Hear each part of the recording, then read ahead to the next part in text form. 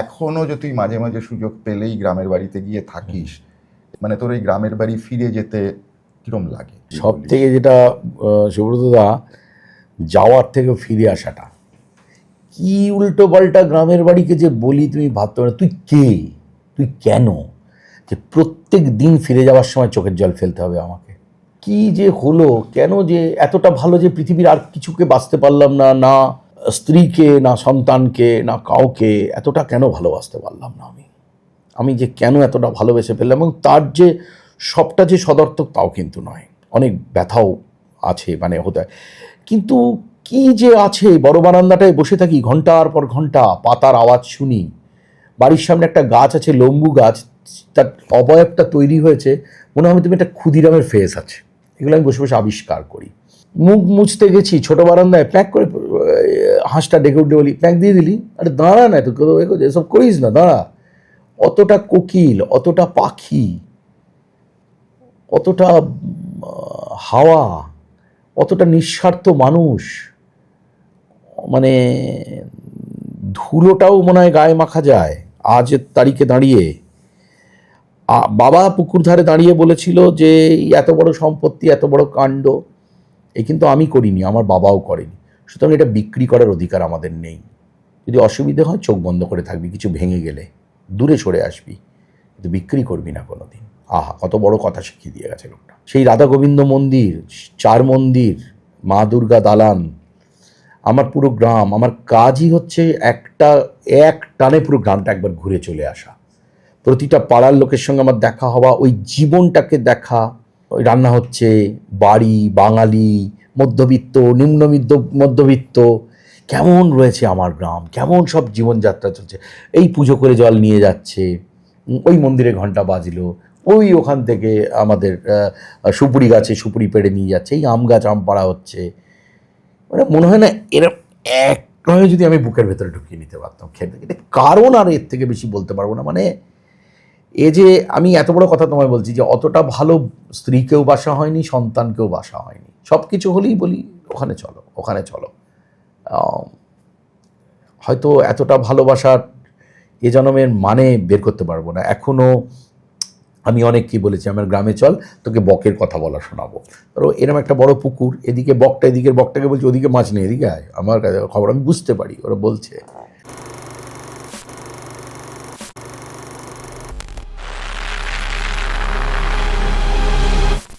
নমস্কার, শুরু করছি আমাদের পডকাস্ট মুখে মুখের নতুন এপিসোড।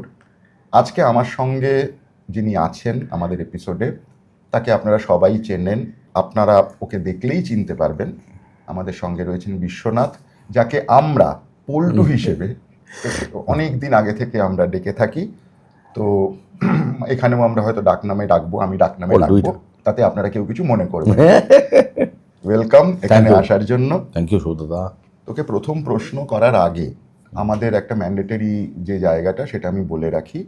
সেটা হচ্ছে আমাদের এই এপিসোডটা স্পন্সর করেছেন কনকাঞ্জলি গোল্ড মার্ট, এবং তারা সোনা এবং রূপা ন্যায্য দামে কিনে থাকেন।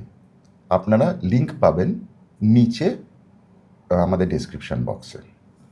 তোর সাথে অনেক দিন বাদে আজকে দেখা হলো এই পডকাস্টের সূত্র ধরে। একটা সময় রেগুলার কাজ করেছি, যখন আমাদের কাজ চলছে প্রথমার পাশের ফ্লোরে, তোর বহু সময় ওই কাজগুলো চলতো, এবং এই যে আড্ডা একটা ছিল, আমাদের পুরো সিনেমার গল্প, টেলিভিশনের গল্প, এই জায়গাগুলো আমি দেখেছি যে ধরে নে সেটা আজকে থেকে প্রায় 20 বছর আগের কথা। সেই 20 বছরে আস্তে আস্তে এই আমাদের ইন্ডাস্ট্রির একটা অদ্ভুত পট পরিবর্তন হলো। এটা তোর কিরকম ভাবে দেখিস তুই? তোমার এখানে একটু আগে আসার আগে আমি একটা লেখা পড়ছিলাম যে সঞ্জয় মুখোপাধ্যায় মেলরিন মনরোর ওপরে একটা লেখা লিখেছেন। আমার ফট করে আজকে এই মনে হলো সকালবেলায় যে ও শিল্পী হওয়া মানে, শিল্পী মানে যদি মানুষ বলেন আর কি, বা অভিনেতা অভিনেত্রী গায়ক গায়িকা হওয়া মানে একাকিত্বটা কিন্তু তার একটা ভূষণ আর কি, তার সঙ্গে সারনেম হিসাবে থাকবে। তো সেটা আমরা আমি অনেকদিন আগে জিদ্দা আমাকে একটা কথা বলেছিল যে পল্টু, আমি প্রথম যে অ্যাডটা করেছিলাম সে অ্যাডটাতে আমি ধরো 5,000 টাকা পেয়েছিলাম। তো আমার বাড়িতে কার বিয়ে ছিল, আমি 4,000 টাকার ফ্লাইটের টিকিট কেটে চলে এসেছিলাম। আমারও ক্ষেত্রে তাই। কিন্তু যত দিন যাচ্ছে আমরা কি ক্রমশ জটিল, মানে আমাদের কি খুব মানে আমরা কি চিল করতে পারছি না নিজেকে। আমরা যে একটা বসা, একটা গল্প করা, যে একটা সে করা, আমি এটা শুধু যে আমার প্রফেশনের ক্ষেত্রে তা নয়, আমি অন্য প্রফেশনেরদের সঙ্গেও তো খুব মিশি, অনেক কিছুই আছে আমার চেনা জানার মধ্যে, অনেক পেশার লোকজন আছে। একটু গম্ভীর হয়ে যায় মানুষ, কোথায় একটা না ভয় কাজ করে। এই কালকেটা খুব খেয়ে নিচ্ছে, যে কারণে আমার মনে হয় যে সম্পর্ক, আজকে তুমি এই কথাটা বলে তোমাদের সঙ্গে যে সম্পর্ক, বয়সে বড় হওয়া সত্ত্বেও যে সম্পর্ক খরাজদার সঙ্গে বা রনিদার সঙ্গে, রনিদা আমার এত ভালো লেগেছে। সপ্তডিঙার অভিযান আমিও দেখতে গিয়েছিলাম, পরের দিন আমার ফোন করছে, পল্টু তুই একবার বল, মানে কোনো মানে এই রনিদাকে আমি যখন ইন্ডাস্ট্রিতে এসেছি তখন রনিদা পারমিতার একদিন হয়ে গিয়েছে, তখন রনিদা প্রথম পার্থর কত হিট রনিদা। তো সেই যে আমাকে যে এই জায়গাটা দেওয়া, যে কথা, এই যে সম্পর্ক, যে খরাজদা কতদিন হয়েছে, যে ওরে বাবা পায়ে লেগেছে, কত দাঁড়া বাবা তোর পাটা টিপে দিচ্ছি, দাঁড়া আমি খেয়ে নিই, এটা তুমি পাবে না। বা বন্ধুদের মধ্যে কাঞ্চনা, অপরাজিতা আড্ড, রূপাঞ্জনা, অঞ্জনা এবং এদের সাথে দেবলীনা, চান্দ্রেয়ী, এই যে সম্পর্ক, রিমঝিম মিত্র, যে সম্পর্ক, যে আড্ডা, মানে আমার বউ অনেক সময় যে কথা না একদম ভেবে বলো না, মানে ওদের সাথে তো ভেবে কথা বলি না আমি। এটা সত্যি কি হচ্ছে, যত দিন যাচ্ছে একটা ইনসিকিউরিটি মনে হয় আমাদেরকে তাড়া করছে। আর একটা হচ্ছে কি জানো তো, কথার একটা জটিলতা তৈরি হয়েছে। মানে সুব্রতদাকে কি এটা বলে দিলে ভুল হবে, মানে সুব্রতদা কি এটা কোথাও গিয়ে বলে দিতে পারে, মানে সেখান থেকে কি আমার সমস্যার সৃষ্টি হতে পারে। আমার মনে হয় এটা আমাদেরকে তাড়া করে, সেটা আগে করতো না। সেটা আগে করতো না, তার মানে কি আমরা জটিল হয়েছি না আমরা সরলই আছি, আমরা এই জটিলতাটাকে মেনে নিয়েছি। আমরা যদি সরল না থাকি তাহলে এতদিন বাদে তোমার যে অন্তরে যে প্রশ্নটা রয়েছে, যে ইয়ার্কি আড্ডা, যে ইটিভি বাংলায় যে আমাদের ঝাঝঝার করে গল্প করা, বা আকাশ বাংলার ওই অফিস, আজকে সবাই বলে গরম গরম, আমরা ওই স্টেডিয়ামের তলায় তো শুটিং করেছি, ওখানে একটাই এসি লাগানো ছিল, সেই এসিটার যে আওয়াজটা সেটা ওই সিএসসির জেনারেটরের থেকে একটু বেশি ছিল, কিন্তু তারপরেও তো অসাধারণ কাজকর্ম হয়েছে। একদিন দেখছি রমাদাকে কি উল্টোপাল্টা বলছে অনামিকা সাহা। রমাদা এমন একটা ইয়ার্কি, মানে আমরা ভাবতেই পারি না আমাদের শিক্ষক, আমাদের টিচার রমাপ্রসাদ বণিক ওই ইয়ার্কিটা মারতে পারেন। এবং তোমাকে যে চেনে সে চেনে, তুমি খুব খারাপ। আমি যে অনামিকা দি রমাদাকে এরকম বলছেন, আর দূরে দাঁড়িয়ে দেখি মনোজ মিত্র হাসছে খিক খিক করে, তারপরে নিশ্চয়ই একটা কিছু সেরকম কথা হয়েছে। তো এই মানুষ, এটা আমরা পারি, আমরা কিন্তু খুব সরলই আছি, না হলে তুমি বলো না কত মজা করি। পরিস্থিতি জটিল হয়েছে, পরিস্থিতি একটু তো জটিল হয়েছে, সবারই মধ্যে একটা ভয় রয়েছে, কিছু বলে ফেলবো না তো, কিছু ভুল করলাম না তো। না, এই যে ভুল করলে কি হবে, এই ইনসিকিউরিটিটা যে তৈরি হয়েছে, আমি বুঝতে পারছি তুই কি বলতে চাই। এই যে ইনসিকিউরিটিটা তোর তৈরি হয়েছে, বা তোর থেকেও বেশি হয়তো আমার তৈরি হয়েছে, তো এই ইনসিকিউরিটিটা কিভাবে এলো আমাদের ইন্ডাস্ট্রিটা? তো অ্যাকচুয়ালি একটা সময় was regarded as one of the finest industry in India, এটা নিয়ে তো কোনো সন্দেহ নেই। এত ভালো অ্যাক্টর, এত ভালো টেকনিশিয়ানস, এত ভালো ভালো ডিরেক্টর, এত ট্যালেন্টেড, সবাই কীরকম গুটিয়ে গেল, এটা কেন? একটা তো যেন, মানে যত মানুষ ধনী হয় তত কৃপণ হয়, এটা একটা প্রথম দিকে একটা 20% বাদ দিতে পারি। তারপরে আমি যেটা মনে করবো যে, মানে দেখো, একটা যে ঠাকুর যে তৈরি করে, একটা মৃৎশিল্পী টেরাকোটায় কাজ করছে বা কবিতা লিখছে, মানে তার কাজের ওপরে যদি অন্য কিছু প্রভাব এসে পড়ে না, তখন সেটা কিন্তু একটা খুব হয়, মানে আমাদের যে ভাবনা চিন্তা, আমাদের যে মেলামেশা, আমাদের যে কাজ, মানে আমি তো কি একটা ছবি রিলিজ হয়নি, অপার আমি পাঠ করেছিলাম, ক্ষুদিরামের দিদি আর জামাইবাবুর পাঠ করেছিলাম। তো যে দৃশ্য, যেভাবে আমরা যে সিনগুলোকে করছিলাম, বা খরাজদার সঙ্গে টেলিভিশন সিরিয়ালে, মানে আমি বলছি যে সিনেমা জগতের চিন্তাটা সিনেমা জগতের লোক বলতো, মানে আমি একদম ডিরেক্ট, যেহেতু এখন এই সময় দাঁড়িয়ে মারাত্মকভাবে একটা ফেডারেশন প্রবলেম, তুমি দীর্ঘদিন ধরে যুক্ত, সেখানে দুজনের নাম খুব বিরাটভাবে রয়েছেন রাজনৈতিক, তারা বিরাট, এটার থেকেও বড় জিনিস হয়ে গেছে যে কোথায় সবাই মিলে না একটু একটু করে গোষ্ঠীগত হয়ে গেছে, একটু না গোষ্ঠীতে চলে গিয়েছি সবাই আমরা, এর একটা এই গোষ্ঠী, ওর একটা ওই গোষ্ঠী, ওর একটা ওই গোষ্ঠী। তুমি দেখবে সকালে যারা জলখাবার খেয়ে ছবি দেয় তারা একটা গোষ্ঠী, এইরকম একটা হয়েছে যে একটা ইন জেনারেল যে একটা সিনেমা, ইন জেনারেল যে একটা গায়কদের বা গায়ক গায়িকাদের সাথে আমাদের একটা সম্পর্ক, প্লেয়ারদের সঙ্গে আমাদের একটা সম্পর্ক, যেরকম যেমন বম্বেতে সুব্রত ভট্টাচার্য খেলতে গেলেই, মোহনবাগান ইস্টবেঙ্গল গেলে মিঠুন চক্রবর্তী শুটিং অফ থাকতো, সেটা এখান থেকে কোথায়, মানে আমাদের সাথে যেমন মারাত্মক বন্ধুত্ব, অ্যালভিটোর, আমাদের সঙ্গে যথেষ্ট সম্পর্ক রয়েছে লেখকদের মধ্যে, প্রচ্ছদ গুপ্তের সঙ্গে বা আমাদের রাহুলের সঙ্গে, অরুণোদয়ের সঙ্গে ছিল, বা আমাদের এরকম একটা যাতায়াত আছে, অম্বরীশের এর মাধ্যমে আমরা সব মেলামেশা করি। মানে বৃহত্তর ক্ষেত্রে একটু গোষ্ঠী হয়ে গেছে। বড় প্রোডাকশন হাউস তার একটা আড্ডার জায়গা আছে, প্রয়োজনে তারা অন্য আর্টিস্টকে নেয়, এবং সেই বড় প্রোডাকশন হাউসের সঙ্গে যারা গল্প করে তারা মনে করে আমি সিকিউরড, আমি আমি আমি সিকিউর আছি।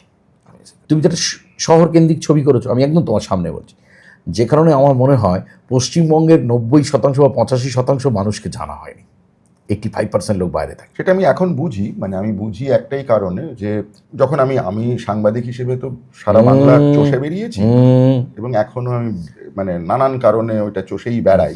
এই যে গ্রাম থেকে তুই শহরে এলি, তুই সব সময় এই কথাটা বলেছিস, আগেও বলেছিস, আমার কিছু যায় আসে না, আমার এটা করতে ভাল লাগে তাই করি, যেদিন আমার মনে হবে যে আমার কিছু করার নেই, আমার ভালো লাগছে না, আমি কিন্তু আমার গ্রামের বাড়িতে ফিরে যাব। হ্যাঁ, এবং এইটা যে তুই বলিস, তুই এলি কবে, মানে কোন সময় থেকে তোর শুরু?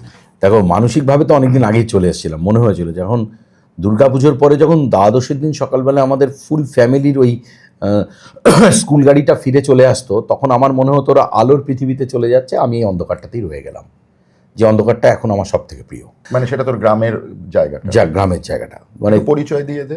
আমাদের গ্রাম হচ্ছে বসিরহাট মহকুমার বাদুড়িয়া থানার আরবেলিয়া গ্রাম, উত্তর 24 পরগনা। বর্ডারের থেকে ঘোচাডাঙ্গা বর্ডারের থেকে ঠিক 6 কিলোমিটার আগে, আর টাকি বর্ডারের থেকে 13 কিলোমিটার আগে। তো এইখানে 92 সাল 90 সাল যখন আমার মাথা একটুখানি খুলেছে, একটু বড় হচ্ছি, আমি আবারও 13 বছর বয়স, সেটা আমার মনে হতো। কিন্তু আমার যেটা দুটো কারণে আর আমি থাকবো না, বদ্ধ করে দেখবো এবার জগৎটাকে হলো, সেটা একদম 94 সালের পর থেকে, মাধ্যমিক দেওয়ার পরের থেকে 95তে গিয়ে মানে আমার মানে জাস্ট আমি চলে যাবো, সিনেমা এতটাই টানছে আমাকে। এবং আমার বাবার একটা এর পেছনে একটা বিরাট বড় হাত আছে। আমার বাবা চিরকালই খুব বাংলা সিনেমার ভক্ত ছিল, আর সত্যজিৎ কথা ধার করে হলেও উনি যেমন শুধু ছবি, এই আমাদের তুলসী চক্রবর্তীকে বলেছিলেন যে উনি যদি বিদেশে জন্মাতেন তাহলে উনি স্যার উপাধি পেতেন, বনার নামে দ্বীপ হতো। বাবাটা অনেকের ক্ষেত্রে ব্যবহার করতেন, বলতেন জীবেন বোস এর থেকে বড় অভিনেতা হতে পারে না, শ্যামলাহার মতো একজন বড় অভিনেতা, হরিধনকে দেখলে ওইভাবে হেসে ওঠা, ছবি বিশ্বাসকে বলতে বিশ্ববরেণ্য সব অভিনেতা, আর সৌমিত্রবাবুর লেখাপড়া। বাবা যেহেতু কলকাতায় ছিল, প্রচুর থিয়েটার দেখেছিল, তাই আমি 96 সালে একেবারে বাবা আর আমি দুজনে মিলে ব্যারাকপুরে এসে উঠলাম। ওই অত বড় বাড়ি, আমার পুরোটাই আমার বাড়ি, মানে গ্রামের প্রতিটা গাছপালা, সেখান থেকে একটা 7 ফুট বাই 6 ফুট, আমরা জাস্ট শুতে পারতাম, খাটটা ছিল। সেটা আসার পরে মা বলেছিল তুই এখানে থাকতে পারবি? তখন আমি বললাম আমি তো একটা কাজে এসেছি, আমি থেকে যাবো। আর কমন বাথরুম ছিল। সেখান থেকে আমরা আর একটা ভাড়া বাড়িতে গেলাম, তখন ভাই মা এলো। কিন্তু আমি টালিগঞ্জে প্রথম এলাম 97-এ, একদিন বৃষ্টি হচ্ছিল 97 এসে, আর বুম্বাদাকেও দেখলাম। বুম্বাদাকে দেখাটা একটা বিরাট ব্যাপার, কারণ আমার গ্রামে বুম্বাদা গিয়েছিল 95 সালে যাত্রা করতে, 6টা মানুষ মারা গেছিল, যতজন হলের ভেতরে ততজনই টিনের ওপরে। তারপরে টালিগঞ্জে আসতে শুরু করলাম, কিন্তু 99 সালে মনে মনে ঘোষণা করে দিলাম জিনা ইহা মারনা ইহা ইসকে সিওয়া জানা না। 2000 সালে আমি সুভাষিসদার বাড়িতে আমার এক দাদা নিয়ে এসেছিল। আমার দাদা পল্লব ঘোষ, খুব বিখ্যাত মান্নাদের গান করে, বিখ্যাত মান্নাদের ঘণ্টি। সুভাষিসদার সাথে বন্ধুত্ব ছিল। সুভাষিস মুখোপাধ্যায়, সুভাষিসদা আমাকে বলেছিল তুমি এসো, আমি তোমাকে হেল্প করবো।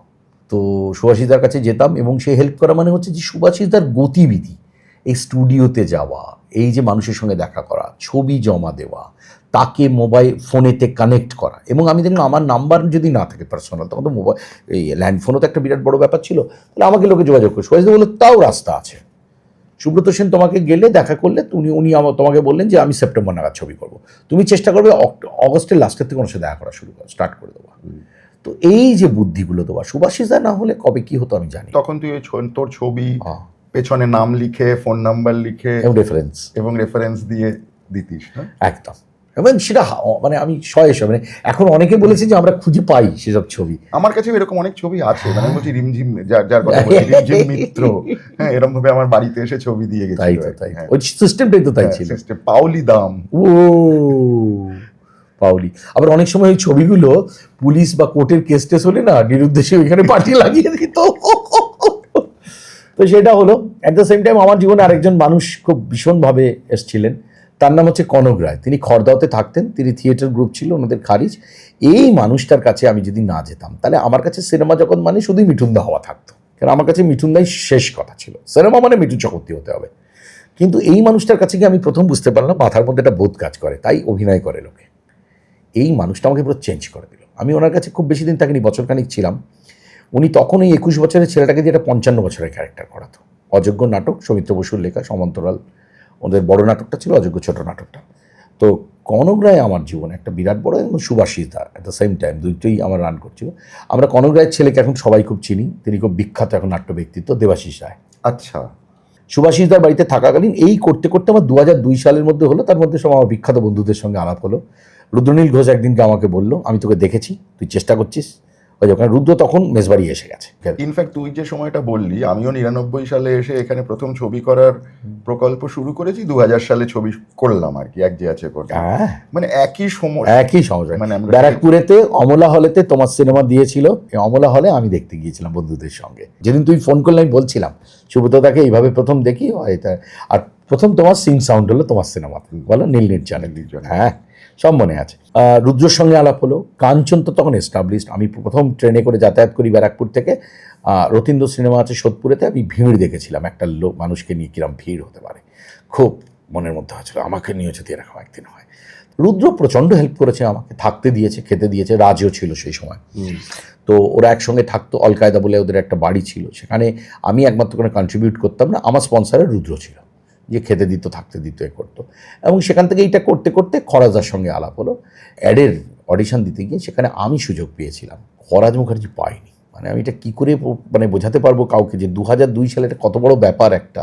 আজকের তারিখে হলে কেউ ইগো খেয়ে যেতে পারতো, গম্ভীর হয়ে যেতে পারতো। খরাজদা আমাকে ডেকে বলেছিল, তোমার সঙ্গে আমার দেখা হবে একদিন, দেখবে তোমাকে খুব ভালো লাগলো, ক্যারি অন বস, গাড়ি করে কোথাও ছেড়ে দিতে হবে। আলো না দাদা, স্যার আমাকে কোথাও ছাড়তে হবে না। তো বললো, তুমি পাবে এই সুযোগটা, তুমি খুব ভালো অডিশন দিয়েছো। ভাবতে পারো, এটাকে বলতে পারে। সুভাষিস দা আমার বাবা ইন্ডাস্ট্রিতে, মানে যে আমাকে এনেছে। খরাজদা আমার মা। মানে খরাজদা যদি আমাকে হাতে ধরে না শেখাতো, এবং এই যে আমার নিজের মনে গান গাওয়া, সেটা যে একটা স্কেলেতে আনা, সেটা যে একটা গ্রাফের মধ্যে ফেলা, এটা খরাজদা শিখিয়েছে। যে গান গাইতে গেলে গানে দম নিতে হয়, দম ছাড়তে হয়। এবার তুই যে শানুদার গানগুলো এত ভালো গান করিস, কিশোর কুমারের গানগুলো ট্রাই আউট করিস, বলটু এটাকে সিরিয়াসলি কর, ইয়ার্কি মারবি না, মানে কখনো গান নিয়ে ইয়ার্কি করবি না। সেটা খরাজদাসী বলার পরে প্রথম ফাংশানে নিয়ে যাওয়া, স্টেজে উঠে মানুষ যে যা নেই কো মানুষ গাওয়া, অ্যান্ড তারপর থেকে আমার আরেকটা জগৎ শুরু হয়ে গেল। এবং 2004 সালেতে তোমার ধ্যাত্তেরিকা ইটস বিকাম সুপারহিট করে গেল। 1 নম্বর মেজবাড়ি এসে গেল, উৎসবের সেরা পরিবার বলে আমি প্রথমাও আমার জীবনে একটা বিরাট বড় ব্রেক, ওই দৌড়ে দৌড়ে করা। তারপর থেকে তো নিয়মিত হয়ে, এবং সিনেমা ক্রান্তি 2006 সালে, সিনেমা 2006 সালে 5 করছিলাম ছোটোখাটো, কিন্তু ক্রান্তি যে এসে একটা নাড়া দিয়ে চলে গেল। ক্রান্তি রিলিজ হলো, এবং জিতের তখন ওই হাইয়ে রিঙ্গোর ওই ছবি, এবং প্রথম ডিজিটালি ওটা শ্যুট হলো।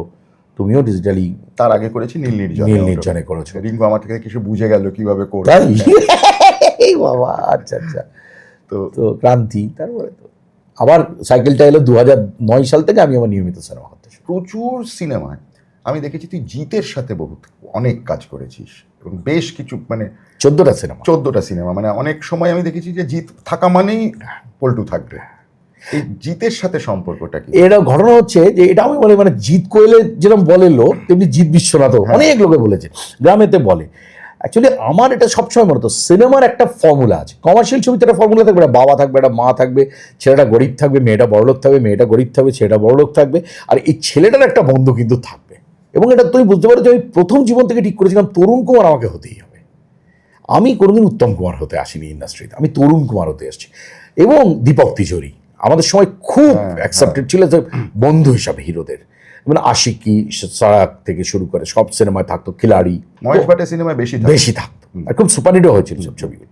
তো আমার এই জায়গাটা, আমি কিন্তু পরমের সঙ্গে আমি একটা টেলিফিল্ম করেছিলাম, রায়নায় তেরে দিল মেটা, ওই আদলের গল্প নিয়ে আমাদের রানাদার সুদেশনাথ এটা করেছিল। তাতে একটা আমরা স্কুলেতে শুটিংয়ে গিয়েছিলাম, সেইখানে যাওয়ার পরে রবিবার ছিল, মেয়েরা ছিল, তারা সব ক্লাস 10-11 মেয়ে, বুঝতে পেরেছো তো। তো আমি যেই ঢুকলাম, সবাই আমাকে থেকে এক গালে বলে বিশ্বনাথ দা। আর পরম যখন ঢুকলো না, তখন স্বামী ঢুকলে যেরকম একটা হয়, সেরকম একটা গুজগুজ। তো তো আমার সেদিন আমি ঠিক করে গেছিলাম যে আবার হয়ে গেছে, আমি বিশ্বনাথ তাই, হ্যাঁ। এবং এর মধ্যে কোনো চিন্তা করলাম না যে আমি হিরো হতে পারলাম না, কোনো প্রবলেম নেই, আমি তরুণ কুমারের মতো সিনেমাতে থাকবো, মানে হিরোর সঙ্গে থাকবো, হ্যাঁ, হিরোর মতো দেখতে নয় কিন্তু কিছুটা হিরোর মতো, কিছুটা হিরো না। তো সেইটা জিতের সাথে আমার ওয়ার্ক করে গেল। ক্রান্তি করলাম, ক্রান্তির পরে রবি কিনা গিয়ে আমার জীবনে একটা বিরাট বড় অধ্যায়। রবিজি আমাকে পরপর 6 থেকে 7খানা সিনেমা দিয়েছে, যেগুলো সব সুপারহিট, মানে ধরো ফাইটার, 100% লাভ, আওয়ারা, আর পর পর সুপারহিট করে গেল। আওয়ারা তো সুপার ডুপার হিট করে গেল, এবং জিতের সাথে আমরা একটা জুটি তৈরি হয়ে গেলাম দুজনে মিলে। ইন্সপেক্টর নটিকে তাতেও থাকবো না বলে লাস্টে একটা ছোট পার্ট আছে করে দাও, আমি দেখলাম সংখ্যাটা বাড়তে থাকুক, যে একটা হিরো সঙ্গে এতগুলো আমি ছবি করেছি। জিৎ তো সুপারস্টার, এবং তার পাশাপাশি তোর একটা জায়গা তৈরি আছে। তোর একটা সব থেকে বড় গুণ হচ্ছে যে তুই ভীষণ ম্যালিয়েবল, তুই কমেডিও খুব অসম্ভব ভালো করিস, এবং কমেডি করার সময় আমি দেখেছি তুই যে অ্যাক্টিংটা করিস সেখানে তুই একটা কিরকম ভালো মানুষ গোবেচারা হয়ে যেতে পারিস, আবার মাঝে মাঝে আমি দেখি যে তুই অতীব মানে কি বলবো খচরামো করছিস। হ্যাঁ, এই যে ট্রান্সফরমেশনটা কিভাবে লোকে করে অভিনেতা হিসেবে? প্রথম কথা বলি, তুমি একজনের ডায়লগ আমাকে মনে পড়িয়ে দিলে, তিনি হচ্ছে আমার স্ত্রী, যতই ভালো মানুষের মুখ করো তুমি যে কি জিনিস আমি জানি। তো সেটা হচ্ছে যে আমার কাছে না, আমার সবসময় মনে হচ্ছে যে আমি কোনোদিন ওই মানে সেগুলো তো ভুল নয়, মানে আমার শিক্ষার জায়গা থেকে সেটা অনেক দূর। এই অ্যাস্থেটিক পার্সপেক্টিভ এগুলো আমার আমার অভিধানের মধ্যে নেই। আমার মা নাটক দেখতে গিয়েছিল, নাটকের নাম অওয়া ক খ। আমার বাবার অফিসেতে নাটকের বাৎসরিক অনুষ্ঠান, সেখানে শায়কের অ ক খকে ডাকা হয়েছিল। বেবি পিসি যিনি অভিনয় করেন, বেবি তো শায়কের বিখ্যাত সব নাটকেরই, তো বেবি পিসি পাঠ করছিল। আমার মা, তার কোনো সার্টিফিকেট নেই, তার কোনো পড়াশুনো নেই, কিচ্ছু নেই, সে বড় থিয়েটার কিচ্ছু দেখেনি। আমার বাবার অহংকার ছিল, অহংকার দেখেছে সে। আমার মা নাটক দেখতে দেখতে বেবি পিসির অভিনয় দেখে বলেছিল ওর সমর্থ ছেলে মারা গেছে, তাই ওর কোমর ভেঙে গেছে, আঁচল খসে গেছে। এটা যে আমার জীবনের কি টার্নিং পয়েন্ট সুব্রতদা, ওই দিনের ওই মায়ের উক্তি যে ওনার সমর্থ ছেলে মারা গেছে, ওনার কোমর ভেঙে গেছে, আঁচল খসে গেছে, উনি ওখান থেকে আমার মাকে কানেক্ট করে দিয়েছেন। আমার কাছে এটা একটি, আমি যেটা করব তার ব্যাকরণগত কি কোথায় জানি না, কিন্তু আমি যখন প্রেমিক হিসাবে হাত ধরবো, আমি যখন ভাই হিসাবে হাত ধরবো, আমি যখন বাবা হিসাবে হাত ধরবো, আর আমি যখন দুঃখী এবং আমি পংটা জান আমি এটার কাছে এটা করব, আমি আমার অনুভূতিটাকে পারসিউ কত ভালোভাবে করতে পারি সেটা আমার মনে হয় আমি দর্শক। আর আমার মধ্যে এমন কোনো কোয়ালিটি নেই যে মারাত্মক একটা পড়াশুনো, ভাস্ট একটা যেটার জন্য দর্শক আমাকে নিয়ে নেবে। আমি দর্শকের চাকর, আমি ওখানে যারা বসে দেখছি আমি ওনাদের চাকর বাকর। আমাকে ওনাকে খুশি করতে হবে, তার উপরে তোমার ওই কষ্ট করে খুঁজে আনা প্রডিউসার, তার টাকাটা যেটা আমাকে দেওয়া হচ্ছে, এতটা আলো জ্বলছে, এতটা আমাদের সময় রিল খরচা হতো, সেটার আমার ফেরত দিতেই হবে, এ নিয়ম। তার জন্যই আমি শো ফাংশনও ওইভাবে করি, সিনেমা ওইভাবে করি। মানে আমার মধ্যে আমি মনে করি এই বাংলাদেশে, সৌম্য মিত্রের বাংলাদেশে, উৎপল দত্তের বাংলাদেশে আমার মধ্যে এমন কোনো আলাদা কোয়ালিটি নেই যেটা আমাকে বুঝতে হবে, আমার মনে হয় না। যারা নেয় আমাকে, যেটা গ্রামের দিকে, ভালো করলে তুমি কোলে, না হলে তুই বাড়ি দিতে পারবে না। আমি রোজ এই জায়গা থেকে অভিনয়টা করি। এই যে গ্রাম বাংলায় যদি ঘুরে বেড়াস, এবং এই যে মাচা ইত্যাদি যে শোগুলো হয়, এগুলোতে তো একটা অন্যরকম অভিজ্ঞতা হয়। আমি কিছুদিন আগে কাকলি এবং অনলের সঙ্গে আমি মানে স্তম্ভিত হয়ে যাওয়ার মতো, মানে ইনফ্যাক্ট সিনেমার থেকেও অনেক বেশি বোধহয় মাচার শো পপুলার। নাম বললে আর কোনো কথা হবে না, অনলদার গান, মানে কাকুলিদির নাম বলে কিছুক্ষণ চুপ থাকতে হবে। আর দেখা হলে বলি অভিনয় করো না কেন, আবার জিজ্ঞেস করে নেবে কি করে সব ম্যাজিক। তোরা ভীষণভাবে গ্রাউন্ডেড থাকিস। সেটা আমি অনলকেও যা দেখেছি, কাকলিকেও তাই দেখেছি। অনেক লোকে স্টারডাম, এই চারিদিকে আলো জ্বলছে, মুখে ওই মেকআপ টেকআপ হয়েছে, তার ফলে তাদের যেটাকে বলে যে গোজ ইনটু দেয়ার হেড, মাথা ফুলে যায়। আবার অনেককে আমি দেখেছি যেটা তোর মধ্যে একদম নেই, যে তুই তুই নিজের লিমিটেশনটা বুঝিস। এই জায়গাটা ধরে রাখিস কি করে? স্টারডামের তো একটা মোহ আছে। 2-3বার মনের মধ্যে একটা তো হয়, মানুষের তো একটা কষ্টের জায়গা। যেমন আমার একটা বড় অসুখ করেছিল, অ্যাওয়ার্ড অসুখ ফর দ্য টাইমিং। একটা খুব বিখ্যাত অ্যাওয়ার্ড, সেটা আমাকে দেওয়া হয়েছিল। পরের বার আমার আরেকটা সিনেমা ছিল যেটা গ্রাম শহর মিলিয়ে একটা দেওয়া যেতে পারত, কিন্তু আমাকে দেওয়া হয় না। আমার খুব পরিচিত একজন বিখ্যাত অভিনেতাকে দেওয়া হয়, যার ওই সিনেমাতে কোনো কমেডি ছিল না। আমার বেশ অসুখ করলো, কেন আমি কি পেতে পারি না, আমরা বাইরে থেকে এসেছি, এই মনে মনে অসুখ করলো। আমি রনিদার মনে আছে কিনা জানি না, রজতবাবু দত্তকে বলেছিল, রজতবাবু দত্ত যে টাকাটা পেয়েছিস, মানে ওই সিনেমাটা করে, মানে লোকে ভালো বলেছে তো বাড়ি চলে যা। তাও আমার অসুখ মেটেনি। কিন্তু তারপরে আমি একটা অ্যাওয়ার্ড অনুষ্ঠানে গিয়ে এমন একটা অ্যাওয়ার্ড এমন একজনকে দিতে তখন আমি আচ্ছা, আমার রোগটা সেরে গিয়েছিল। যে এটা একটা আলাদা গেম, ওটা একটা আলাদা গেম। এবং বিশ্বনাথ, তুমি মুখে বলছো যে দর্শক আমার ভগবান, সে আমাকে রোজ ডেকে নিয়ে যায়, আর তার দেওয়া যে ওই তোমার বাড়িতে আর রাখা যাচ্ছে না, দেশের বাড়িতে রাখা হয় যে মেমেন্টোগুলো দেওয়া, ওইগুলোকে তুমি বিশ্বাস করো না। কত বড় বদমাইশ তুমি বলো বিশ্বনাথ। বিশ্বনাথকে খুব ভোগলাম, তারপরে একদিনে অসুখটা আমার চলে গেল। এখন আজ থেকে তোমাকে আমি ভেবে বলছি, আজ থেকে জীবনের লাস্ট দিন, মানে বিশ্বনাথ এই অভিনয় জগতে আর নেই বা নেই পৃথিবী, আমি যদি কোনো রকম স্বীকৃত পুরস্কার নাও পাই, আমার কষ্ট 100 ভাগের মধ্যে 2 ভাগ হতে পারে, তার বেশি আমার আর উঠবে না, কারণ আমি এটাকে কনভিন্স করে নিয়েছি। আর একটা, তুমি যে বলে গ্রাউন্ডেড থাকা, মা বাবাকে বলছিল, ও তো আগে 600 টাকা পাচ্ছিল, এখন থেকে ও 1000 টাকা করে পাচ্ছে, আসলে ওর অভিনয় খুব ভালো হচ্ছে, তো সবাই বলছে। বাবা বলেছিল অভিনয় ভালো হচ্ছে না, যা চলছে তার মধ্যে ভালো হচ্ছে। অভিনয় করতে আমি মানুষকে দেখেছি, ওরা ম্যারাক বেঁধে নাটক করতো, নান্দিকার ওই চিন্ময় রায় পিছনে দাঁড়িয়ে থাকতো, আমি দেখেছি। আর আমার দাদা বলেছিল, শ্যামবাজার মোড়েতে এক জায়গায় দাঁড়িয়ে কেয়া চক্রবর্তী, রুদ্রপ্রসাদ সেনগুপ্ত, অজিতেশ বন্দ্যোপাধ্যায় চা খেত, বলছে অজানা লোক যে ওদেরকে চেনে না, তাও কোনোভাবে এক্সকিউজ মি বা ভিতর দিয়ে যেতে পারতো না, কি একটা পাওয়ার থাকতো, ঘুরে যেত। তো এইসব মানুষের প্রতি না আমার অন্তরের খুব শ্রদ্ধা আছে। আজকের তারিখে দাঁড়িয়ে, আজকে ওই জন্য আমার বিরাট বড় পুরস্কার কখন পাই বলো তো, চন্দন সেনের মতো যখন একজন অ্যাক্টার, সে যখন আমাদের মানিকবাবুর মেক করে, এবং দেখার পরে আমি যখন তার পিঠে হাত রাখি, সে সবাইকে হাসিয়ে করছিল, আমাকে দেখে সে হাউ হাউ করে কেঁদে ফেলে। কোথাও গিয়ে মনে হচ্ছে বিশ্বনাথ বুঝতে পারবে আমার হৃদয়ের এই প্রাপ্তিটা বা আমার এই কষ্টটা, যে সিনেমাটা আমায় কে দিল। আমার ওটা অনেক বড় পুরস্কার, রনিদার ফোন করাটা পুরস্কার। এমন কিচ্ছু কাণ্ড সুব্রতদা আমি করিনি, এমন কিচ্ছু কাণ্ড অনুপ কুমার, রবি ঘোষ, চিন্ময় রায়, তুলসী চক্রবর্তী, ভানু বন্দ্যোপাধ্যায়, জওহর ডাইনিপতি চট্টোপাধ্যায়, নবদ্বীপ হালদার, সন্তোষ দত্ত, উৎপল দত্ত, তরুণ কুমারের দেশেতে, যে আমাকে খুব ভাবুক হতে হবে, এই আমি মনে প্রাণে। আমি যদি সারা জীবনে একটা নীলাকাশের নিচের মতো যে ছবি আমি এতবার দেখলাম, আমি তাকে আজও বুঝে উঠতে পারি, মানে ফুলেশ্বরীর মতো একটা সিনেমা যে দেশে হয়ে গেছে, যেখানে পলাতক হয়েছে, যেখানে এখানে পিঞ্জর হয়েছে, হ্যাঁ, নির্জন সৈকতে হয়েছে, সেখানে এমন কিছু কাণ্ড হয়নি, মানে আমার করা তো হয়নি।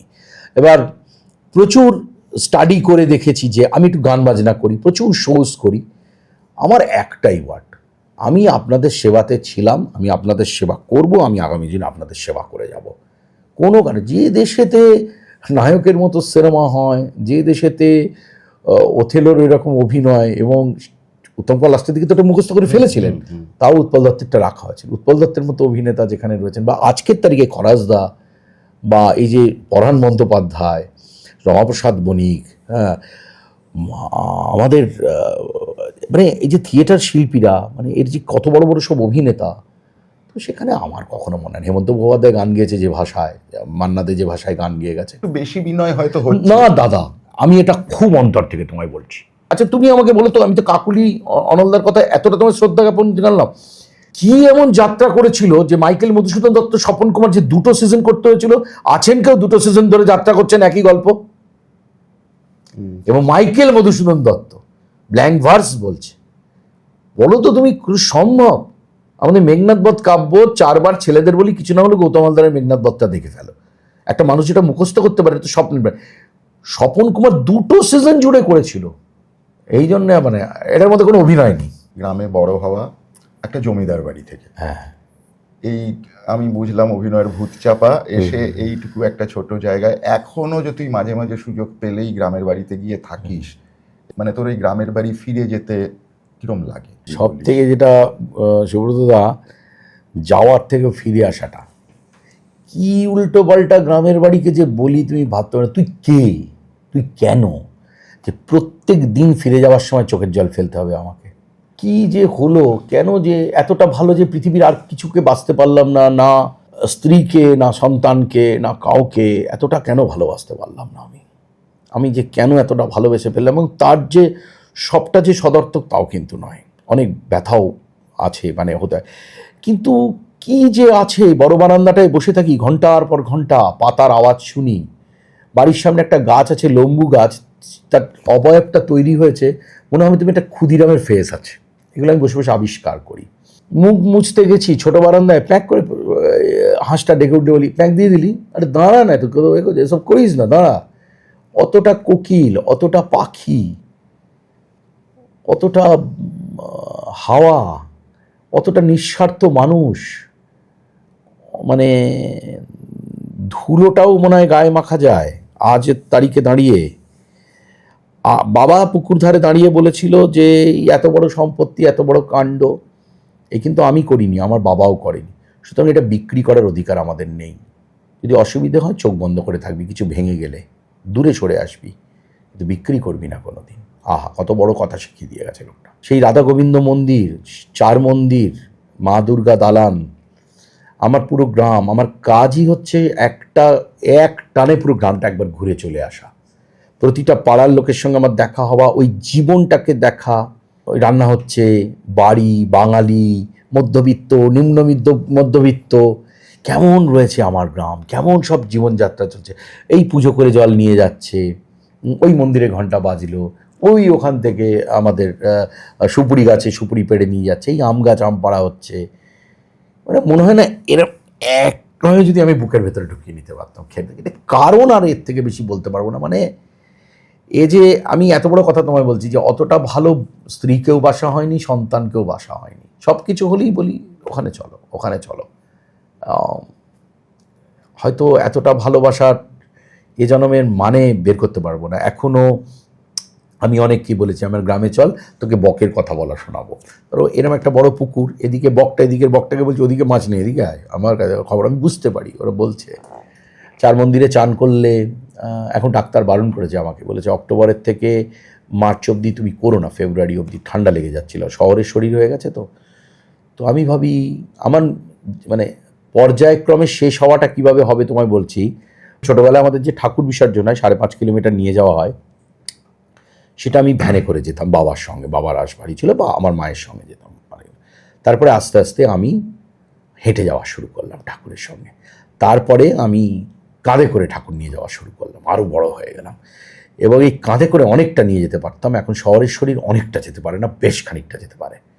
এবং এই একটা দিন খালি পায়ে থাকা পৃথিবীতে, একদম দশমীর দিনটা একটা পুরো খালি পায়ে থাকে পুরো দিনটা জুড়ে, আরও অনেক দিন থাকি খালি পায়ে, এখন প্র্যাকটিস করি এই কাঁধে করে নিয়ে যাওয়া। এবার একদিন আমি ওই ভয়টা পাই, একদিন হবে আমি আর কাঁধে করে নিয়ে যেতে পারছি না মাকে, মা চলে যাচ্ছে অন্যের কাঁধে চড়ে। তারপরে হবে আমি আর চটি ছাড়া যেতে পারছি না। আমার শিক্ষক পর্যন্ত বলেছে, তুমি কেন খালি পায়, তোমার একটা দাম, মানে লোকের কাছে ডেটস দেওয়া আছে, তোমার তার টাকা নেওয়া আছে, তোমার একটা দরকার আছে, তোমার একটা দাম আছে, যদি লেগে যায় তুমি কাজটা করবে কী করে। আমি বলি না স্যার, সারা বছর আকুপাঞ্চারটা এখান থেকে করে নিয়ে যাই। তারপরে আমার একদিনকে চটি পরে যাওয়া শুরু করব, একদিন আমার হেঁটে যাওয়া বন্ধ হয়ে যাবে, একদিন আমি ভ্যানে করে যাব, আর একদিন আমি যেতে পারবো না, শরীর অসুস্থ, আর যেতে পারি না। আমার জীবনটা এইভাবে একদিনকে, মানে আমি এতটাই ভালোবাসি। একটা আম দেশের বাড়িতে গিয়ে খাওয়া, একটা তাল পড়ার শব্দ শোনা, একটা লিচু গাছের পট খটার শোনা, এবং পাখিরা এই যে দিক চেঞ্জ করে বিকেলবেলায়, আমিও এখনও ঘন্টার পর ঘন্টা বসে দেখি যে যখন এই পাখিরা না সমস্ত এই পূর্ব দিক, এই কোণটা থেকে পূর্ব দিকের এই কোণটাতে চলে যায়, আর বাদুররা সব দিক দিয়ে দিক চলে যায়, সন্ধে নামে, ওই রকম চাঁদ ওঠে। আমার মা থাকে গ্রামে, আর মাকে কী হিংসা করি, বলি শুধু বলে যাও যে তোমার যেন শেষ জীবনটা তোমার শেষ জীবনের মতো হয়, এরকমভাবে অত পরিসর আর সময় থমকে আছে। ওই বাড়িতে বসে আমি প্রথম আরণ্যক পড়েছিলাম বৃষ্টির দিনে, তাই আমার আরণ্যক এত মনে আছে, আমি দেখতে পেয়েছিলাম মনে হয় সব কিছু রয়েছে। তো মানে এটা একটা অদ্ভুত, এত জায়গায় যাই, এতবার বলি, কিন্তু মানে দেশের লোকও অবাক হয়ে যায় যে ও আবার চলে এসেছিস, বন্ধুরা বলে আবার এসে গেছিস, সব কিছুই বড় প্রিয়। তোর গ্রামে হয়তো যাইনি, কিন্তু তার পাশের গ্রাম, আমি তো ধান্যকুড়িয়াতে গিয়েও দেখেছি সমস্ত মানুষ, মানে আপনি সুব্রত সেন, আপনি তো সিনেমার, আচ্ছা তার মানে আপনি বিশ্বনাথ পল্টুকে চেনেন, হ্যাঁ, এই যে পপুলারিটিটা, এই যে সমস্ত ওই এরিয়ার অঞ্চলের গ্রাম, ইনফ্যাক্ট ধান্যকুড়িয়া তোদের গ্রামের পঞ্চায়েতের আন্ডারে, মানে ধান্যকুড়িয়ার নিজস্ব গ্রাম পঞ্চায়েতটা যতদূর আমার মনে পড়ছে, আমাদের একটা মিউনিসিপ্যালিটি, যেহেতু আমাদের খুব পুরনো জায়গা, বর্ধিষ্ণু বাদুড়িয়া মিউনিসিপ্যালিটি, ওনাদেরটা পঞ্চায়েত।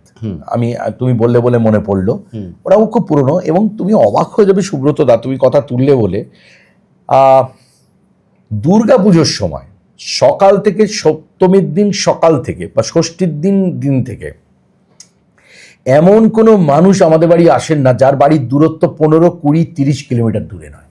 আমার শুধু পুজোটার সাথে আমি এতটা যুক্ত বলে, যেহেতু আমি দালানে খুব থাকি, আমি ওই উপাচারগুলো সব সঙ্গে আমি খুব ওতপ্রোতভাবে যুক্ত। না হলে আমার খুব ইচ্ছে করে যে আমি যদি স্ট্যান্ড বাই বসে থেকে ওনারা যদি একটু শৃঙ্খলার সঙ্গে আমার সাথে ছবিগুলো তুলে যেতেন। সে যে কত মানুষ, তার ভিডিও আমার কাছে আছে, এখন মানে তুলে রাখি অবসর সময় যখন মন খারাপ দেখবো। এই জন্যে আমার না, মানে ওই যে তুমি বলছিলে না যে গ্রাউন্ডের টাকা, আমার পেজ 3 হওয়ার আর ইচ্ছা নেই। মানে এত মানুষ, তারা এতটা, বসিরহাট, হাসনাবাদ, ইটিন্ডে, গোবরডাঙ্গা, মসলন্দপুর, কোলসুর, বাদুড়িয়া, রুদ্রপুর, আনারপুর, যদুরাটি, বেড়াচাপা যেখানে চন্দ্রকেতুগড়, লোকনাথ বাবা, কচুয়া, ধান্যকুড়িয়া, নদে, গোগনা, এখান থেকে এমন কোনো মানুষ নেই যে একবার আসে না, যে তার বাড়ির আত্মীয়কে বলে না যে পল্টু এসছে বা বিশ্বনাথ এসছে, চল তোকে গিয়ে দেখিয়ে দেওয়া হবে। মানে আমি এত লোক মিট করি শুধু দুর্গাপুজোর সময়। মাকে নিয়ে বম্বে গেছিলাম, গোয়া গেছিলাম আমরা, আমার ভাই, আমরা তো রাত্রিবেলায় তখন 2:45 বাজে, অমিতাভ বচ্চনের বাড়ির সামনে, যেটা হয় বম্বে গেছি। মানে আমার মা হঠাৎ কি হলো, এত চুপচাপ, দুম করে গাড়ি থেকে নেমে অমিতাভের বাড়ির দরজার দিকে হাঁটতে চলে গেল। আমার খারাপ লাগছিল, কিছু একটা বলে টলে দেবে, খারাপ লাগবে। ওরা কিচ্ছু বললো, সিকিউরিটি উঠলো, উঠে বললো হ্যাঁ মাঝি। তো বললো বাপ রে বাবা, এইখানে থাকেন? ওরে বাবা, বাবা তা এখন বাড়িতে আছেন? মা বাংলায় বললো, ওরা বললো হ্যাঁ মাঝি, হ্যাঁ আচ্ছা ঠিক আছে। মা বললো কি ঘুমিয়ে পড়েছেন? তো বলছে নেই মাঝি, अभी सोया नहीं, काम कर रहा है। বললাম, তখন মাকে বললাম, ও মা, তো তোমার বাড়িতেও তো দেখার ভিড় তা হয় না, লোক আসে তো তোর কথা দিয়ে। আর মা, এই জন্যে আমি মানুষের সঙ্গে এত ভালো ব্যবহার। তুমি ভাবো, একটা লোক হলেও তো আসে, বলে অনেকে অবিশ্বাস করে, আমার সাথে ছবি তুলে নিয়ে মায়ের সঙ্গে এখন ছবি তুলে নিয়ে যায়, আবার বলে আছে আপনি বলছেন না। মা বলে ছি ছি ছি ছি। আর ও সে ছেলেই নয়, ও দেখলে নিজেই নেমে আপনার সাথে কথা বলতে শুরু করে দেবে। আর একটা হচ্ছে যে অসম্ভব একটা আশীর্বাদ আছে, তো মানে ওই যে তুমি বললে যে পল্টু মানে কি আশীর্বাদ যে করে মানুষ আমার ওখানে। একদিকে মিঠুনদার সামনে বলেছি যে মিঠুনদা আমাকে বলছে এত ভালো নাচিস, সবাই বলছে। তো মিঠুনদা চুপ করে রয়েছে ডান্স পার্লার ডান্সে। তো সেখানে আমি বলছি আমি তো ডান্স ক্লাস করেছি। তো বলছে কোথায়? আলাম 2টো ডান্স স্কুল ছিল আমাদের ওখানে, পল্লীশ্রী আর আশুতোষ। সেখানে মিঠুন চক্রবর্তী নাচ শেখাতো, আমি শিখতাম। আসলে 2টোই সিনেমা হল। আমাকে আমার গ্রামের দাদা বলছে যে বাবা, তুমি ওই লোকটাকে বললে মানে কেঁদে ফেলছে, যে আশুতোষ সিনেমা হল, পল্লীশ্রী শুনলো ওই লোকটা, ও জানে আমার পুরো জীবনটা ওর সিনেমা দেখতে দেখতেই হলে কেটে গেছে। কি আনন্দ তার চোখে যে মিঠুনদাকে আমি কথাটা বলেছি। তো ওদের ওই আশীর্বাদে যা হওয়ার হয়েছে। সিনেমা হলের অডিয়েন্স আছে এখন তোদের ওদিকে? হ্যাঁ হ্যাঁ আছে। সিনেমাটা দিতে হবে, কমার্শিয়াল সিনেমা। সারাদিন মাঠে কাজ করার পর, সারাদিন আম ভাঙার পর, মেয়ে জামাই বাড়িতে আসার পর, যদিও মোবাইল অনেকটাই ক্যাপচার করে নিয়েছে, কারণ ওই জন্যে দেখবে আমাদের কমেডি যারা করি তাদের খুব অ্যাকসেপ্টেন্স আছে পশ্চিমবঙ্গের গ্রামগঞ্জে, ভিতরে প্রজাপতি দেখেছে, খাদান দেখেছে, তাই না? লোকে তো কমার্শিয়াল ছবি তো যে ফেলে দিচ্ছে একটু মানুষের জন্য, মানে যেটার মধ্যে একটা বই আছে, যেটার মধ্যে একটা গল্প আছে, ওই কান্নাকাটির ছবি বা হাসি বা ওইটা না ছোটো করা হচ্ছে দর্শককে। তুমি আমাকে বলতেই পারো করিস তো মাচা, তার আবার কি?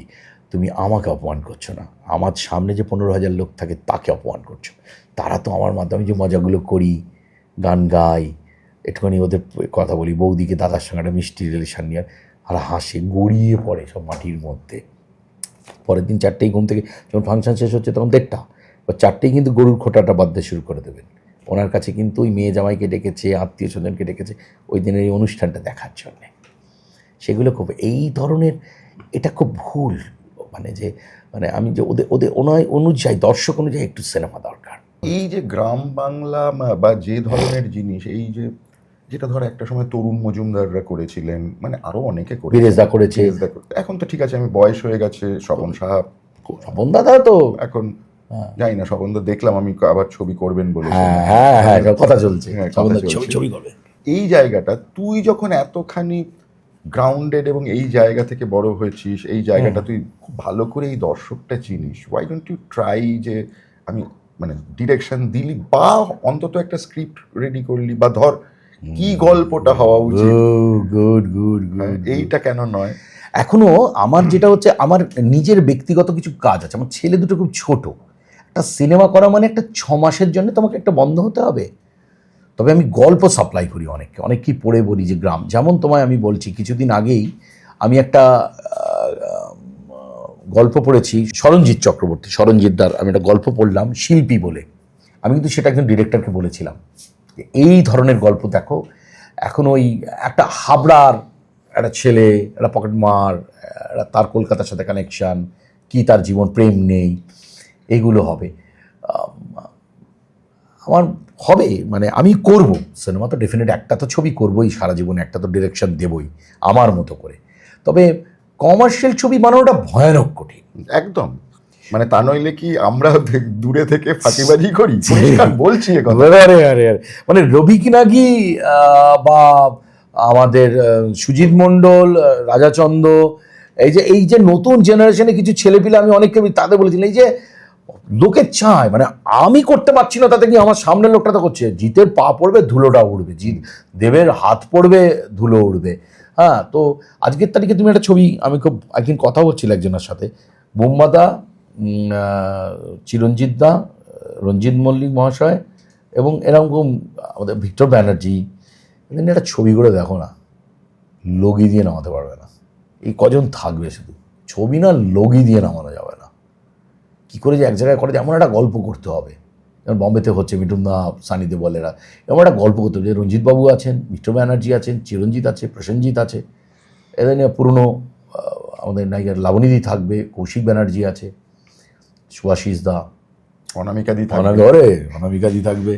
তো তুমি ছবি নামাতে পারবে না লগা দিয়ে। কিন্তু সেই জায়গাটা আমি এখনো হোল্ড করি না, যে এরকম একটা বলা, ট্রাই আউট কমার্শিয়াল ছবিকে করতে হবে, তার মধ্যে দু একটা ভালো কথা থাকতে হবে, তার মধ্যে দিয়ে বোঝাতে হবে লোককে। মানে আমিও ফাংশানেতে এরকম করি, জানো তো সুব্রতদা, মানে আত্মহত্যা নিয়ে কথা বলি। মানে আমি খুব ভালোবাসি, ছোটোবেলা থেকে খুব প্রেমিক, প্রচুর মেয়ের সাথে আমি প্রেম করেছি, বুঝতে পেরেছি তো। কিন্তু কোনো প্রেম চলে গেলে আমার মনে হয়নি আমি হাত কেটে ফেলি, গলা কেটে ঝুলে পড়ি, করি কমেডি, কিন্তু বলার চেষ্টা করি যে এগুলো কোনো, অনেক বয়স্ক মহিলা আমাকে বলে ঠিক ঠিক ঠিক, আমার কখনো মনে হয় না গলায় দড়ি দিই। আমার জীবন ঈশ্বর দিয়েছে, আমার বাবা মা কষ্ট করে বড় করেছে, সেই জীবন আমি ছেড়ে দিয়ে যাবো কেন কারোর কাছে, কারোর জন্যে? 2 বছর বেঁচে দেখবো আবার নতুন কেউ আসবে আমার জীবনে। এই একটা যে ট্রাই আউট কমার্শিয়াল ছবির মধ্যে দিয়ে, যেটা চিরঞ্জিতার ছবির মধ্যে কিন্তু ছিল, বসতির মেয়ের হাত, একটা বস্তি, তার ঘটনা আছে, একটা গুছিয়ে যাওয়া, এরা করতে। প্রভাতদা এ ব্যাপারে তো রাজা আলোক আর কি, যে কমার্শিয়াল ছবি করবে তার একটা কিন্তু নিজস্ব একটা মুন্সিয়ানা থাকবে, তার একটা বক্তব্য রাখবে প্রভাতদা। ছবিটাও একটা কমার্শিয়াল।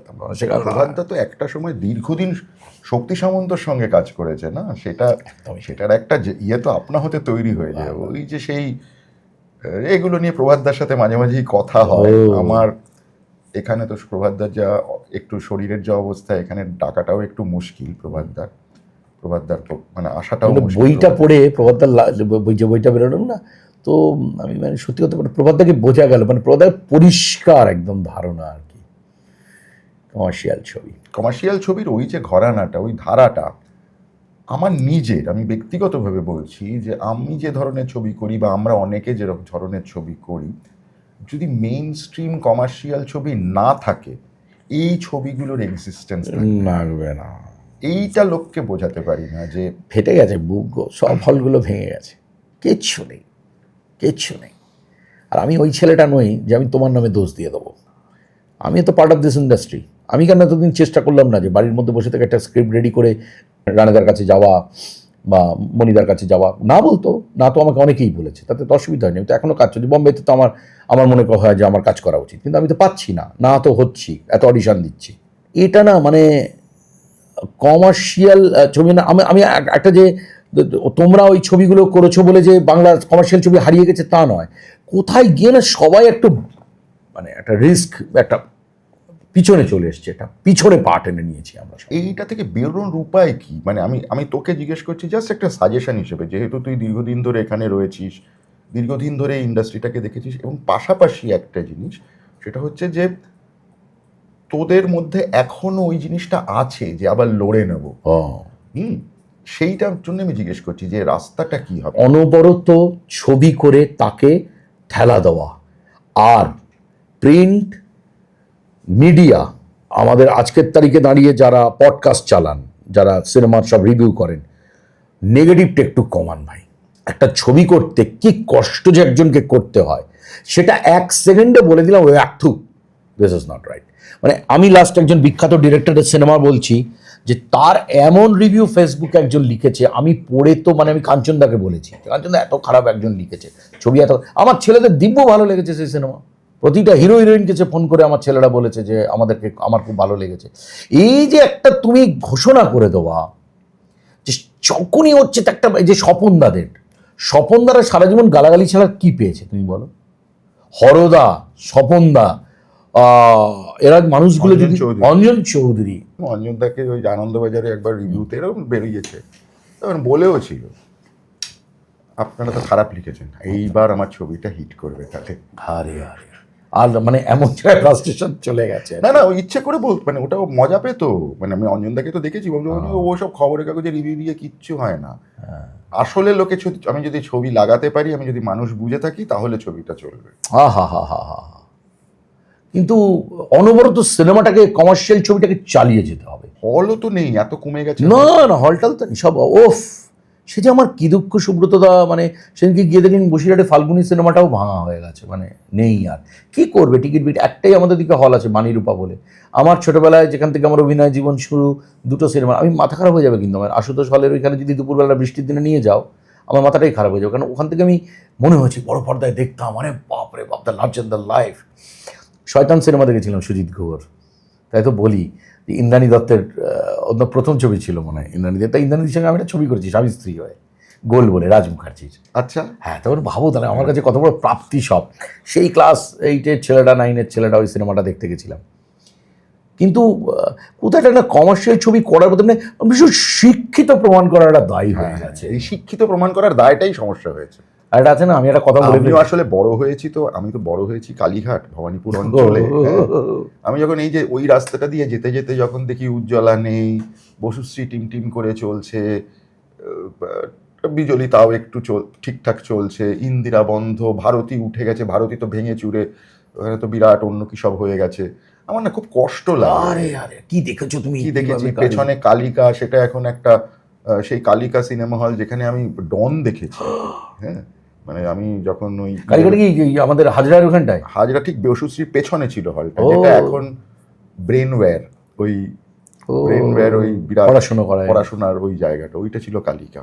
সেখানে সিনেমা যখন লাগতো, ধর ডনের মতো একটা ছবি, কিংবা ধর সন্তোষীমা, একদিকে শোলে চলছে ওখানে, আর একদিকে সন্তোষীমা, মানে কোনোটাই 1 বছরের নিচে নামেনি। রে বাপ রে বাপ রে বাপ রে, এই যুগটা তো দেখে এসছি আমরা না, মানে আমার কি কষ্ট হয়। আর একটা ছোট্ট কথা বলছি, হ্যাঁ, কমার্শিয়ালি যাদেরকে অ্যাকসেপ্ট করেছিল বাংলা, তাদের আরেকবার সিনেমাতে ফিরে আসতে হবে, সিনেমাটাই করতে হবে। সিনেমা থেকে অনেক দূর বেরিয়ে গেছে অনেকে, ভুল খারাপ ঠিক আমি জানি না, কিন্তু মানে আমার আজও মনে হয় যে জিনাইয়া মারনা ইয়া ইসকে সিবা জানা খা। অনেকে আমাকে বলে না যে মানে তোমাকে রাজনীতির ব্যাপারে দেখলো, আরে এই প্রশ্ন আমি তোকে জিজ্ঞেস করবো ভাবছিলাম, এই যে সমস্ত অ্যাক্টর অ্যাক্ট্রেস এবং সমস্ত কি বলবো তারকা, সবাই দেখি গুটি গুটি রাজনীতিতে চলে যায়, সবাই দেখি মানে দলের হয়ে মাচায় উঠে পড়ে এবং ওই সমস্ত ভোটের প্রচারে যায়। আমি তোকে কোনোদিন দেখিনি, কেন? আমার ছোটবেলার সিনেমা জগতে নাম করা, মানুষ চিনবে, সানগ্লাস পরবো, অটোগ্রাফ দেবো, একদম আছে, মানে স্বপ্ন ছিল, স্বপ্ন আছে। অ্যাওয়ার্ড অনুষ্ঠানে উঠলাম, একটা স্পিচ বলবো, এটাও হয় না, আমরা বাথরুমে বসে প্র্যাকটিস করি। আমার সব থেকে বড় স্বপ্ন কি বলো তো, সেটা যদি তুমি আমায় কোনোদিন করে দিতে পারো, সিনেমা জগৎ ছাড়া, শনিবারের বিকেল 4টে থেকে ম্যাচ শুরু হয়েছে সল্টলেক স্টেডিয়ামে, 1,60,000 দর্শক, আমি মোহনবাগানের হয়ে খেলছি, পারবে করে দিতে? পারবে না। আমার স্বপ্নের মধ্যেই নেই তোমার ওই রাজনৈতিক কথা বলে, মানে আমার একটা তো সেট আপ থাকতে হবে, নাহলে পরবর্তীতে গিয়ে বলতে হবে আমি বুঝতে পারিনি, আমাকে ওরা এইসব বলে আমার কোনো লাভ নেই। আমার মাথার মধ্যে তো একটা সেট আপ থাকতে হবে। আমি ফাংশন করব, আমি কুমার শানুর গলায় গান গাইবো, আমি মাচায় কমেডি করব, আমার সেট আপ আছে। আমি বেড়াতে যাব, আমি জানি না, আমি অর্ধেক জায়গার নাম জানি না, কিন্তু আমার স্বপ্নের মধ্যে যে আমি একবার কিলিম্যাঞ্জারোটা দেখবো, আমার স্বপ্নের মধ্যে ছিল, আমি জীবনে জানি না। আমাকে পরম জিজ্ঞেস করে, তুই বেড়াতে গেছিলাম এই ইতালিতে, কোথায় কোথায় যাচ্ছিলাম, দাঁড়া ওর মধ্যে এগুলো ঢুকিনি, সবাই টিকিট বুক হয়েছে, আমি নাম লিখবো তখন আমি পড়ে নেবো কী কী জায়গা। তো আমার খুব সব ছিল ভ্যাটিকান সিটি দেখবো। আমার জীবনে কোনোদিন আমার এই চিন্তা ভাবনার মধ্যে নেই যে রাজনৈতিক বক্তব্য রাখতে যাব, রাজনৈতিক পথ পাবো, রাজনৈতিক ক্ষমতায় আসবো। সেটা যদি আমার, আমি তো তোমায় বলছি তুমি কামার ব্যবস্থা করে দাও না, আমি ভীষণ ইচ্ছা যে মোহনবাগানের জার্সি পরে সল্টলেক স্টেডিয়ামে চিৎকার হচ্ছে আমি নেমেছি ফুটবল খেলতে। আমার এত ভালো লাগে মোহনবাগান ইস্ট বেঙ্গলের এই এত মানুষের ভালোবাসা, মোহনবাগানের হয়ে আমি দৌড়চ্ছি, আমরা গোলও করে ফেলতে পারি স্বপ্নের মধ্যে আমি মাথা হেডফেড দিয়ে। সেটা তো আমার পক্ষে সম্ভব নয়। ঠিক তেমনি ওটা আমি হলে না ওটা বিরক্ত হয়ে যাব, আমার অভিনয়টা চলে গেলে আমি রেগে যাব। আমি কতজনকে বলেছি যে হয়তো ধরো আমি ক্ষমতা পেয়ে গেলাম, কিন্তু সুব্রতদা তুমি আজকে যেভাবে আমাকে পাচ্ছ, আমি ধরো বসিরহাটের থেকে আমাকে অফারও করেছে, আমি বিধায়ক হয়ে গেছি বা আমি যা হোক একটা কিছু হয়ে হয়েছি। যখন আমি টিভিটা খুলে রাত্রিবেলায় দেখব যে নীল মুখার্জি আর শঙ্কর দেবনাথ একটা দারুণ সিন করছে বা অম্বরীশকে নিয়ে একটা দারুণ পাঠ হচ্ছে, আমার মতো ফ্রাস্ট্রেটেড আর কেউ থাকবে না। যে ভালো লাগাটা, যে মুক্ত মনের হয়ে বেঁচে থাকাটা তুমি ফিল করতে পারছো, যেটা আমি একদম নিজেকে সবসময় কন্ডাক্ট করি, করতেই হবে তোকে, সেটা আমি আর থাকবো না। আমার ওটাতে আমি বিরক্ত হয়ে যাব। আমি 7 দিনের বেশি বেড়াতে গেলেই বিরক্ত হয়ে যাই, এবার বাড়ি যাবো। আমার আউটডোর 15 দিনের আমি নিতে পারি না, আমার বাড়ি যেতে হবে। আমার বাড়ির একটা রুটিন আছে। আমি একটা 20 দিন টানা সকাল 6টায় বেরোচ্ছি, রাত্রি 10টায় ঢুকছি, আমি বিরক্ত হই, কারণ আমার একটা খবরের কাগজ পড়ার নেশা আছে। একটু কফি নিয়ে বসে খবরের কাগজ পড়লে আমার মনে হয় দিনটা শুরু হলো। তার সঙ্গে কিছুতেই এই রাজনৈতিক মহলের বিষয়টা একদম যাচ্ছে না। আজকে তোমারও আমি প্রচার করতে গেলাম, তুমি কালকে উল্টো পাল্টা আরেকজনের কাছ থেকে খাচ্ছ, তো সেটা তো আমার লোকের দায়ী নেবে না। আমার সিনেমা ভালো করছি না, অভিনয় ভালো হচ্ছে না, সে গালাগালিটা করলে আমি বলবো একটু ঠিক করে নেবো। আমার কখনোই কনভিন্স নই ব্যাপারটা, যেটা আমি কনভিন্স নই সেটা আমি করতেই পারবো। প্রচুর অনেস্টলি কথা হলো, এন্ড থ্যাংক ইউ আমাকে সময় দেওয়ার জন্য। থ্যাংক ইউ সুব্রতদা, তুমি ডাকলে আমার খুব ভালো লাগলো, মানে এত অনেস্টলি এরকম, মানে লোকে সাধারণত এত খুলে কথা তো বলে না, খুব ভালো লাগলো। End of the middle of the লাইফে গিয়েও আমি বলছি life is very simple. Life is actually very simple. এটা জটিল করলেই মুশকিল হয়ে যায়। যে কথাটা, যেটা দেখছি, যেটা বলছি, যেটা শুনছি, সেটা একটা সহজ উত্তর। আর পৃথিবীর সব থেকে বড় শত্রু হচ্ছে ইগো। এটা থেকে মিটিয়ে নিতে পারলে মনে হয় আর কোনো প্রবলেমই নেই। একদমই তাই।